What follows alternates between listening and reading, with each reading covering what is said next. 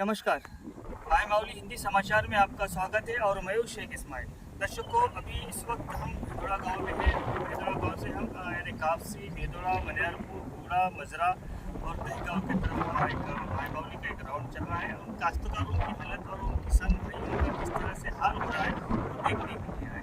अभी इस वक्त हम देखा जाए तो आप मेरे पीछे देख रहे हैं, ये पूरी 3 एकड़ ज़मीन है। ये जहाँ पर हरी भरी होती थी, लेकिन पैनगंगा माँ के प्रभाव ने, पैनगंगा माँ के बैक वाटर ने उसका जो पानी समाया नहीं गया माँ के पैनगंगा माँ के अंदर, तो बैक वाटर के जरिए से हमारे इलाकों में तहस नहस हो गया।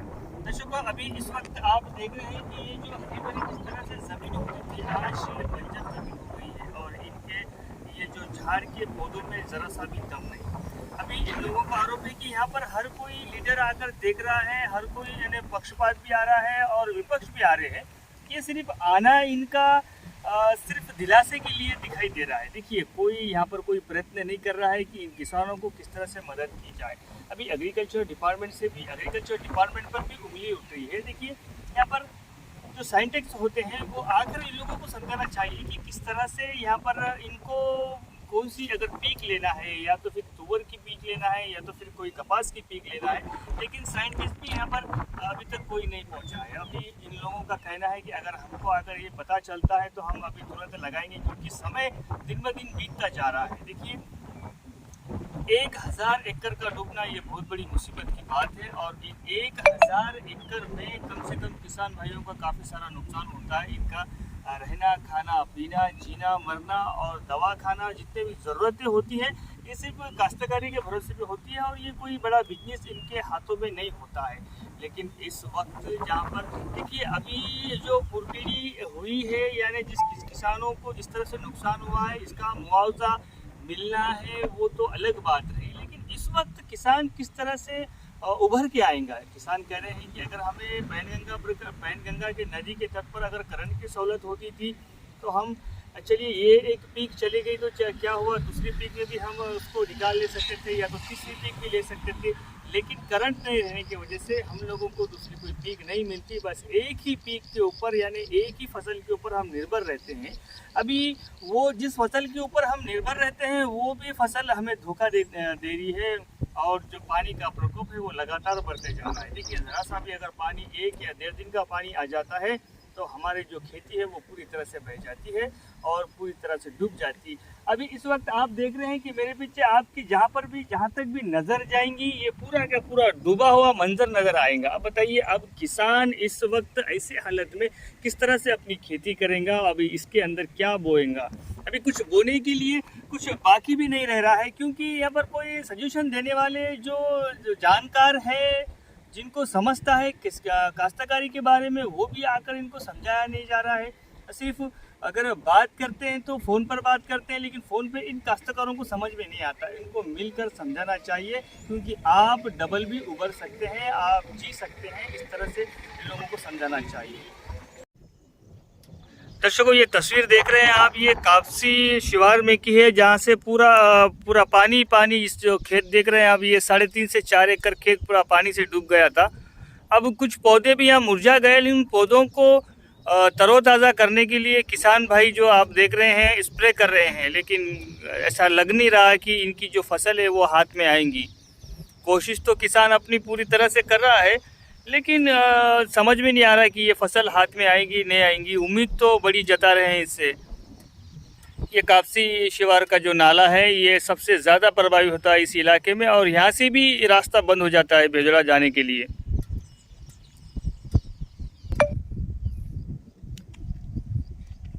क्या करेंगे सर किसान, कोई लीडर आके देख रहा नहीं, कोई नहीं, तो ऑफिसर आ रहा नहीं, कोई नहीं। अब क्या इसमें डबल अगर पुरबुड़ी हो गई, क्या करने का कुछ समझ में नहीं आ रहा। अभी तक कोई साइंटिस्ट नहीं आया आपके पास? साइंटिस्ट कोई भी नहीं आया? क्या लगाना है, कैसा लगाना है, ये कुछ भी नहीं। अभी तक कुछ बोला भी नहीं गया। तो फिर आप एईओ से और एओ से संपर्क कर इसमें क्या लगाना चाहिए क्या नहीं, आप पूछना ना फ़ोन करके। हो गया, 2 बार हो गया और तीसरी बार भी आने का ये दिलासा लोग दे रहे सर। क्या करेंगे, काश्तकार बहुत परेशानी में, कोई सुनता नहीं, कुछ भी नहीं। परवा दिवशी जे पूर आला होता नदीला, त्या पुरानं जे माझं 2.5 एकर शेत होतं, त्या शेतामध्ये पराठी होती. त्या पुरानं पराठी पूर्ण खराब होऊन गेली. आणि परवा त्या पूर उतरल्यावर सुद्धा डबल पूर आला, त्या पुरानं सुद्धा बुडून गेलं. आता या शेतामध्ये मला काय लावावं, काय पेरावं, काही समजून नाही राहिलं. कारण जे अधिकारी आहे त्या अधिकाऱ्याला विचारलं, फोन केला, तर ते सुद्धा आम्हाला त्या फोनवर काही सांगू शकत नाही. येऊन तर अजून आजपर्यंत कोणते अधिकारी पाहिले नाही. जे सायंटिस्ट आहे त्यांनी सुद्धा आम्हाला येऊन काहीतरी सल्ला द्यावं अशी आमची विनंती आहे. कारण कास्तकार हा खूप आता परेशानीमध्ये आहे. कारण पहिलं एका एकराला 10 ते 15 हजार रुपये या मातीमध्ये टाकून आहे या शेतामध्ये. कारण कास्तकाराचं जीवन जे आहे, जगणं, वाचणं, मरणं सर्व काही ह्या शेतीवरच आहे. परंतु या कास्तकाराला अन्याय होत आहे. ऑफिसराने सुद्धा या शेतीवर म्हणजे या कास्तकारावर लक्ष द्यावं. कारण आज या शेतीच्या भरोशावरच सर्व जग जगत आहे. कास्तकार जर पिकवला नाही तर मोठे ऑफिसर असू द्या, कोणीही असू द्या, काय खाऊ शकते. कारण या जो कास्तकार पिकवत आहे त्या कास्तकाराला न्याय दिला पाहिजे. कारण कमीत कमी याच्यात काय टाकावं काय नाही हे सांगलं पाहिजे. कारण कास्तकार आज या पुरबुडीनं पूर्ण घाबरून गेला. जे पैसे होते ते पैसे सरून गेले. आज आता अशी हालत आहे. परंतु या हालतला लक्ष द्यायला तयार नाही. कारण कास्तकार हा खूप मेहनत करून, कष्ट करून, घाम गारून आपलं पालन पोषण, कुटुंबाचं पालन पोषण करतात. परंतु आज या पुरबुडीनं जो घरातला वैयक्तिक जो मोठा माणूस त्याच्यावर जबाबदारी राहते, तो आज फसून गेला का आपलं कुटुंब कसं पोसावं. कारण आज आपली जी शेती आहे ती बुडून गेली. परंतु आमचं एकच म्हणणं आहे, आम्हाला या शेतामध्ये डबल कोणतं पीक टाकावं, कोणतं काय करावं हे ऑफिसरांनी आणि सायंटिस्ट येऊन आम्हाला सांगावं. कारण आम्ही हे कैक वर्षापासून आजोबापासून जे आहे शेती, ही शेती चालूच आहे. कारण आमचं जीवन जगणं वाचणं या शेतीच्या भरोशावरच आहे. परंतु आमची विनंती आहे ऑफिसराला, कोणत्याही ॲग्रिकल्चरवाले ऑफिसर असू द्या, सायंटिस्ट असू द्या, कमीत कमी आम्हाला याच्यात हे पीक टाका बा, ते पीक टाका बा हे सांगावं. कारण आता आम्ही या पुरबुडीनं सर्व काही जी आमची हिंमत आहे ते पूर्ण खचून गेली. जे आता डबल आता 1-1.5 महिना झाला लावून, आता येथून दिवस कमी आहे पिकाला, काय पीक टाकावं हे आम्हाला काही समजून नाही राहिलं. तर आमची एकच विनंती आहे सर्व ऑफिसरांना आणि सायंटिस्टवाल्यांना, कोणतं पीक जे लवकरात लवकर पीक येते, चांगलं उत्पन्न मिळते, ते येऊन आम्हाला सांगावं अशी सर्वांना आमची विनंती आहे. कारण आमच्या गावामध्ये आज 300 एकर जमीन बुडली. परंतु आजपर्यंत येऊन सर्वजण पाहून गेले, परंतु कोणीच काही सांगत नाही आहे का बापू असं तसं. कारण आज या देशाला वाचवणारा जो आहे तो कास्तकारच आहे. या कास्तकाराच्या भरोशावरच देश जगत आहे. म्हणून आमची या सर्व कास्तकाराची विनंती आहे, कारण हे येऊन पाहावं, लक्ष द्यावं.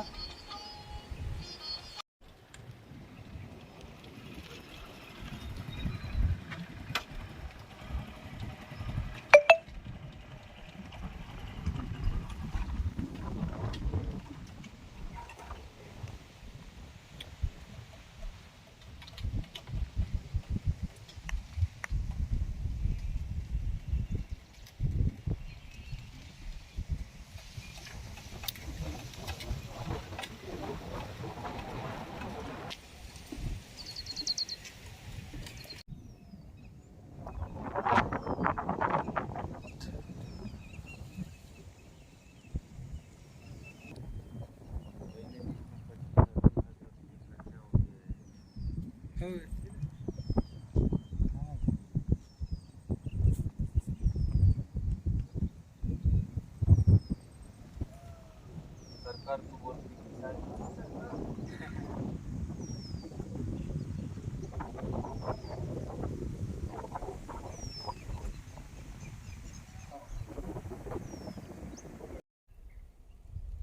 पेड़ निकालो, पूरा मुड़ जाओ, निकाल के लाता हूँ. हे पुरेच गेलं बाई. जत्तोरी नजर